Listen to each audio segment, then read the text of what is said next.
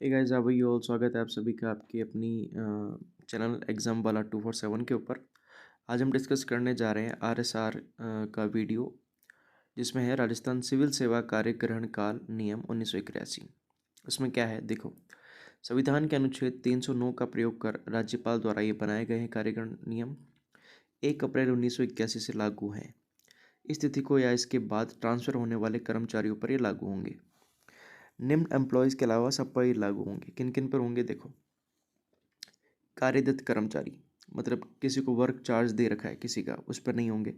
Contingency fund से भुगतान करने वाले कार्मिक, उससे उस पर भी नहीं होंगे। कॉन्ट्रैक्ट वाले एम्प्लॉय, कॉन्ट्रैक्ट वाले जो एम्प्लॉय उस पर भी नहीं होंगे। कर्मचारी जो गवर्नमेंट की पूर्णकालिक सेवा में नहीं है उस पर भी नहीं होंगे। फिर डेफिनेशन क्या है। सरकारी विभाग की डेफिनेशन क्या है। राज्य गवर्नमेंट से रिलेटेड प्रशासनिक विभाग है वो सरकारी विभाग कहलाता है। विभाग अध्यक्ष कौन है।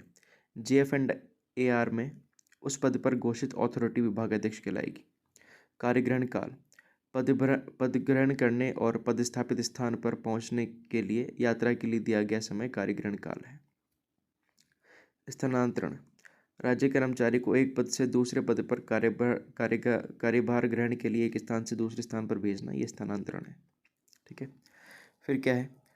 दूसरी गवर्नमेंट या संस्थान में व उनसे वापस आने पर सरकारी कर्मचारी के कार्यग्रहण काल का नियमन कैसे होगा। देखो, डेपुटेशन पर भेजने पर दोनों स्टेट गवर्नमेंट के आपसी कॉन्ट्रैक्ट के आधार पर नियम लागू होंगे। जैसे एक स्टेट से दूसरे स्टेट में जा रहा है तो दोनों स्टेट वाले मिलकर नियम बना लेंगे, उसके अकॉर्डिंग ये लागू होंगे। यदि करार नहीं है, कॉन्ट्रैक्ट नहीं बनाया गया, तो जिस स्टेट में जा रहा है उसके नियमों के अनुसार कार्य होगा। ठीक है।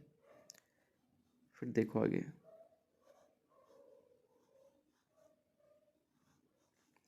कार्यग्रहण काल की देयता क्या है। कार्यग्रहण काल की देयता, इसमें क्या है। जनहित में ट्रांसफर होने पर पदभार ग्रहण के लिए कार्यग्रहण काल दिया जाएगा। ठीक है। 6 महीने के टेम्परेरी ट्रांसफर पर ये नहीं दिया जाएगा। गवर्नमेंट ऑर्डर से एक्स्ट्रा कर्मचारी या कटौती के फलस्वरूप सेवा मुक्त कर्मचारी को भी नए पद पर जाने के लिए कार्यग्रहण काल दिया जाएगा। ठीक है। कर्मचारी की सेवा 3 साल से या ज़्यादा हो एंड सर्विस ब्रेक 30 से ज़्यादा का ना हो, है ना, उसको दिया जाएगा। ठीक है।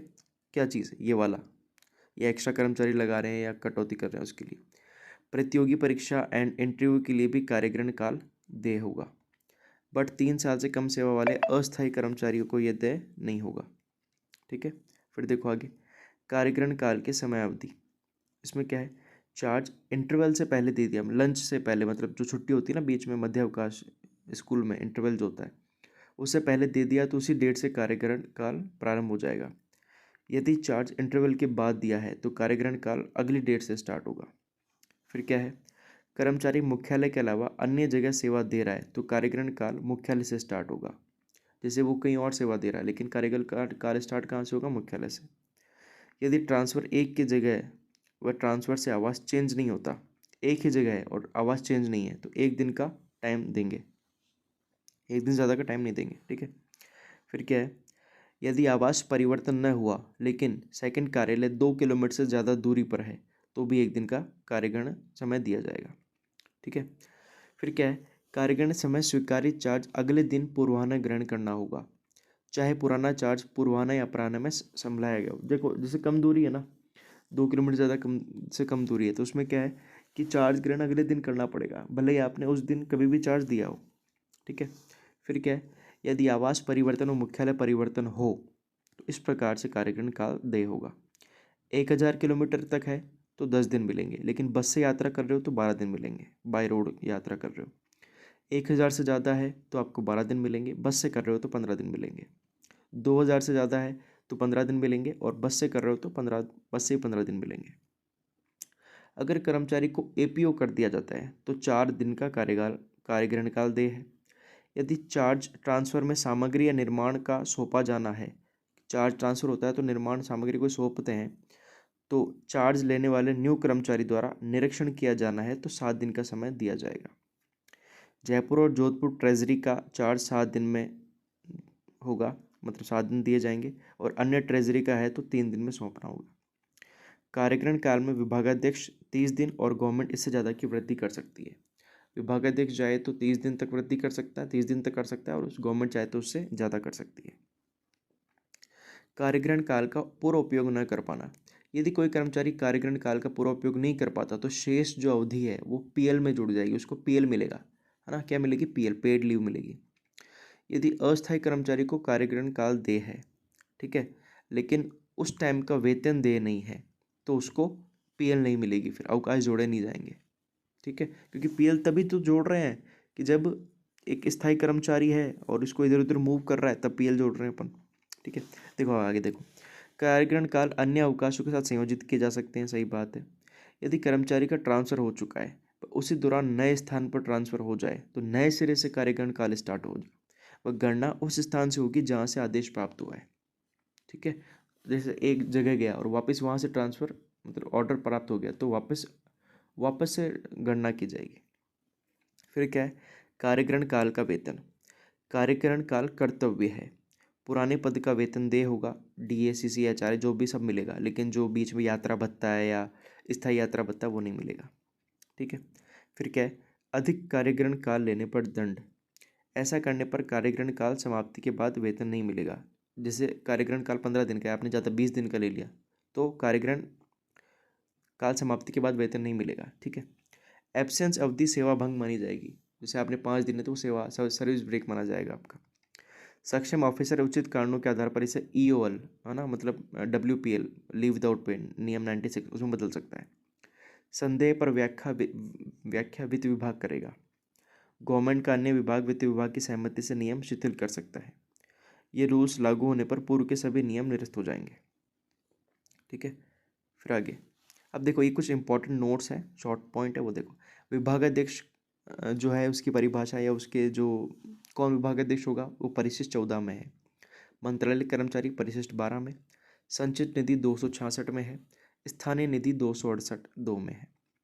पदाधिकार 14 से 19 में है ना। पदाधिकार संबंधी मूलभूत सिद्धांत 14 में है। पदाधिकार 15 में है। परिस्थितियाँ जब पदाधिकार बना रहेगा वो 16 में है। पदाधिकार का निलंबन 17 में है। पदाधिकार को समाप्त करना ये 18 में है। पदाधिकार का स्थानांतरण 19 में है। कर्मचारी का स्थानांतरण 20 में है, ठीक है। फिर सेवा समाप्ति अवकाश। इसमें सेवा समाप्ति अवकाश क्या होता है? ये नियम 94 में है। ये मैक्सिमम 300 दिन के दिए जा सकते हैं। त्यागपत्र देने वाले कर्मचारी को 150 दिन के दिए जाते हैं। फिर विशेष असमर्थता अवकाश, ये 99 में है।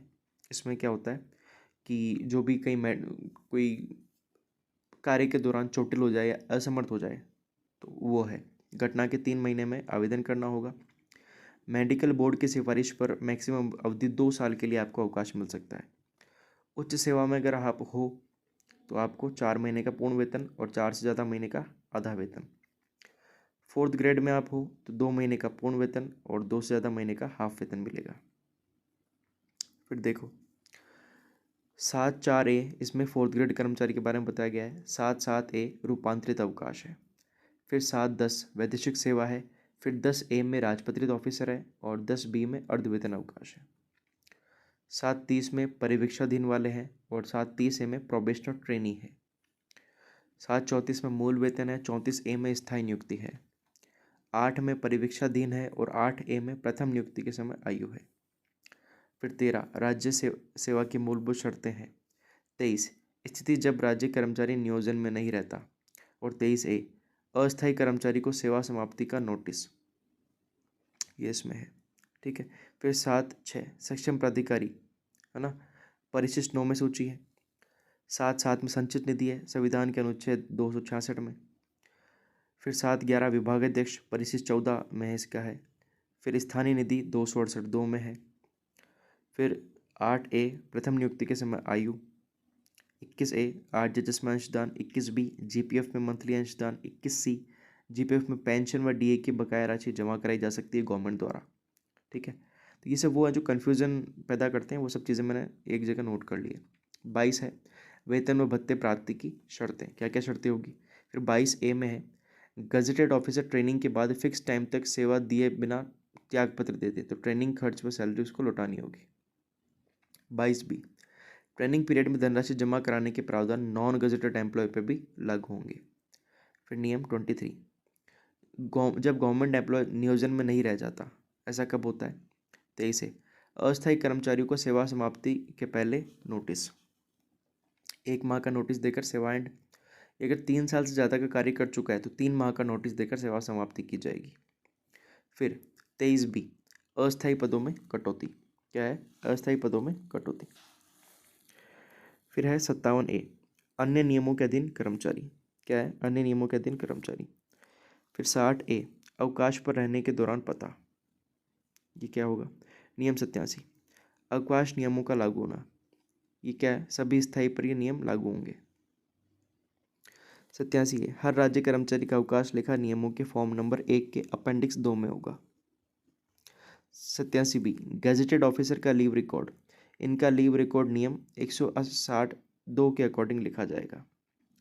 फिर नॉन गैजेटेड का विभागाध्यक्ष रखेगा अवकाश लेखा।